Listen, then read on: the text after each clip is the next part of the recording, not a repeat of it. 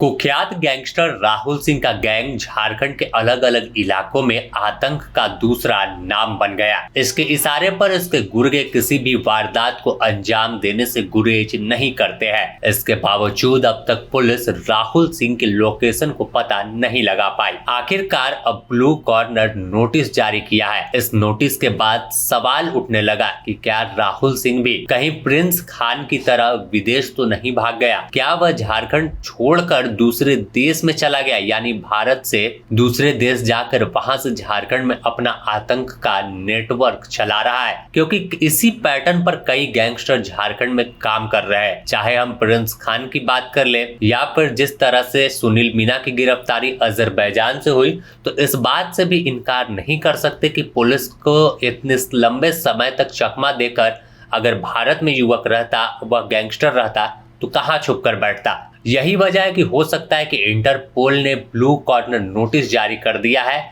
जिससे राहुल सिंह तक पुलिस अब पहुंच सके।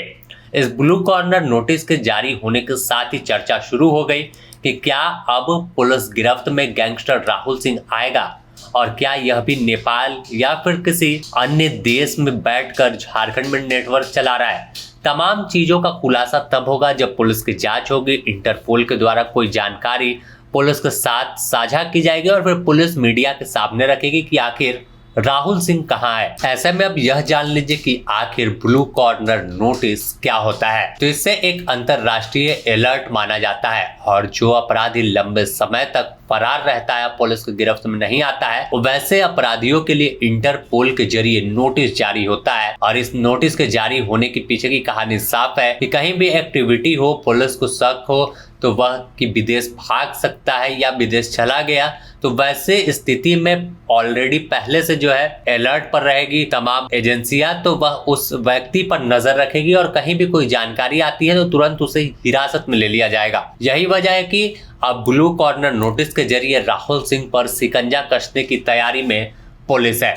अगर देखें कि राहुल सिंह कौन है, कहाँ का रहने वाला है, तो यह भी साफ तौर पर देखें तो आजाद सिरकार गैंग का मुखिया है, और अमन साहू के एनकाउंटर के बाद राहुल सिंह इस गैंग को चला रहा है। कई बड़ी वारदातों को अंजाम देने के पीछे राहुल का हाथ रहा है। राहुल गैंग का प्रभाव रांची, पलामू, लातेहार, धनबाद और आसपास के जिलों में है। इसके निशाने पर बिल्डर, ठेकेदार, कारोबारी रहते हैं और रंगदारी नहीं मिलने पर सीधे गोली से बात की जाती है। इसके बाद फिर सोशल मीडिया पर विज्ञप्ति जारी कर पूरे मामले की जिम्मेवारी गैंग लेता है। और जिस तरह से अमन साहू के बाद राहुल सिंह काम कर रहा है, इससे एक बात साफ है कि गैंग बड़े पैमाने पर अपना पांव पसार चुका है, जिसे रोकना एक चुनौती से कम पुलिस के लिए नहीं है। तभी अब ब्लू कॉर्नर नोटिस जारी किया गया है। अगर देखें तो राहुल सिंह लंबे समय से फरार है, इसके बावजूद इसकी कोई जानकारी पुलिस तक नहीं है।